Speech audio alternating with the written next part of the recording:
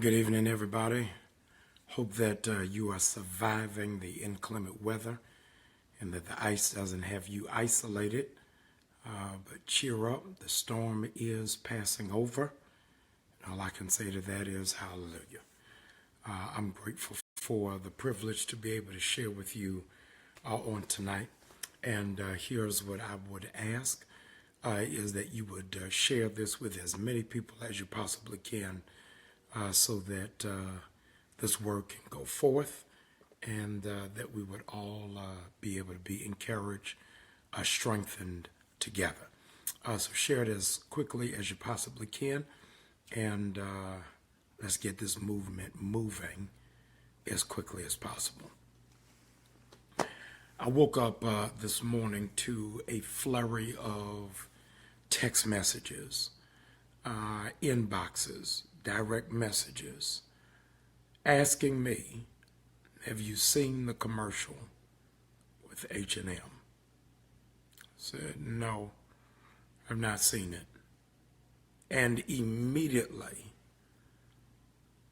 it's coming to me from everywhere. People who I've marched with, people who have never protested, people who have done petitions, people who have gone to jail, people who have twiddled their thumbs, all were posting today about H&M. I finally get to see the advertisement. And when I see the advertisement, I'm absolutely shocked. I'm in awe. I'm amazed. I'm even embarrassed and irate that 2018, this is something that we'd have to deal with, contend with, or even acknowledge.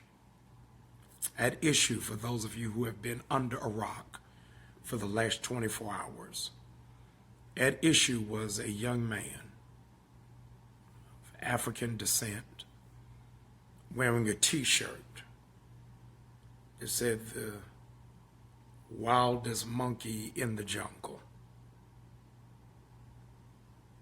If in fact we thought, oh, this is just paranoia and it's not what we think, you turn the page, there's a little Caucasian boy who's of the same age, same height, and his t-shirt says, I survived the jungle. The imagery was so raw, so embarrassing. Coolest monkey, thank you, Felicia. Coolest monkey in the jungle. And the Caucasian kid's shirt said, I survived the jungle. I immediately, at 6 o'clock this morning, en route to the gym, posted on Instagram that every person who is of conscience, no matter what your color, should in fact be boycotting H&M because they do not appreciate our dollars and don't understand our depth and don't think highly enough of us to put us on their board of directors. Hashtag boycott H&M. Within an hour, 4,000 had agreed with that post. And at that same moment, I'm flagged from Instagram with a note saying, we have taken the liberty to delete your posts because it does not promote harmony. I'm posting about black dollars, no harmony. But it's okay if in fact you post anything barely naked. It doesn't matter if in fact you've got black men putting on blonde wings under the banner of comedy. It doesn't matter if in fact you're using vulgar expletives or it's a video of our people fighting. None of those are deleted. But if I call our people to be mindful of where they spend, how they invest, and what they purchase, is flagged. I said, all right, you all should have just did it. You shouldn't have sent me a note saying you were going to do it.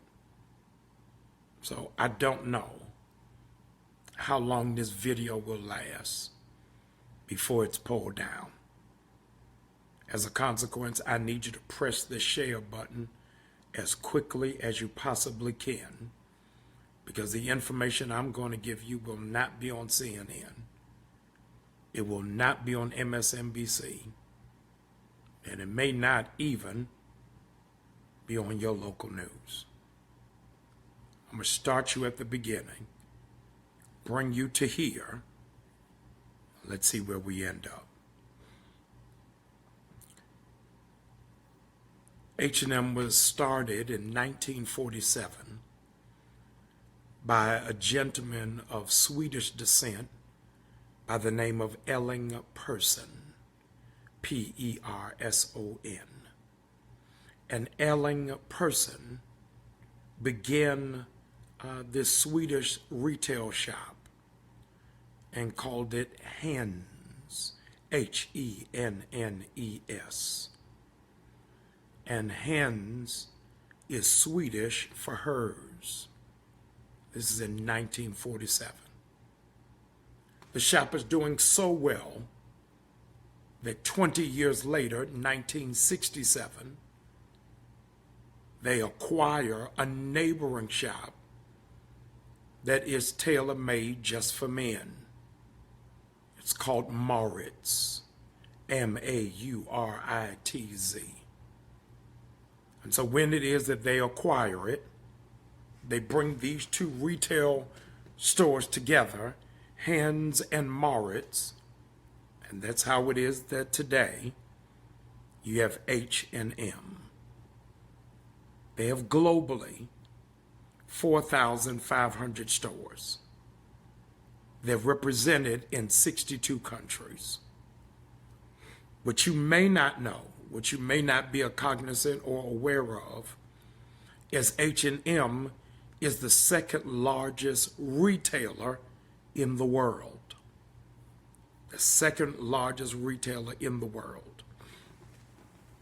They are so shrewd in where it is that they plant that it is never off the beaten path, but it also always has to be in a critical place that will in fact influence community and the culture, preferably downtown in a very high traffic area. And so where it is that they plant it is always where it is that an influx of young people can come in, and even older people will walk through. And they've been intentional about where it is for over 25 years.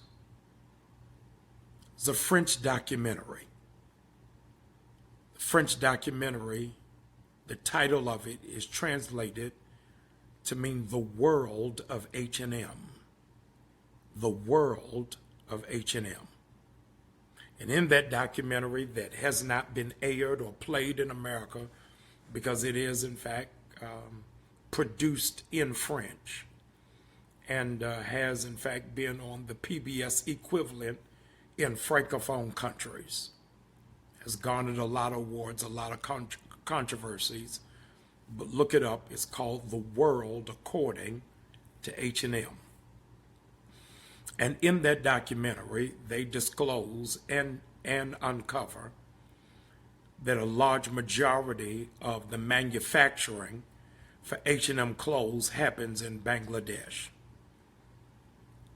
The cap for work hours in Bangladesh is 60 hours a week. 60 hours a week. But H&M have such deplorable, inhumane practices that the average employee in Bangladesh works 80 hours a week. 80 hours a week. The second largest manufacturing center for H&M is in Ethiopia.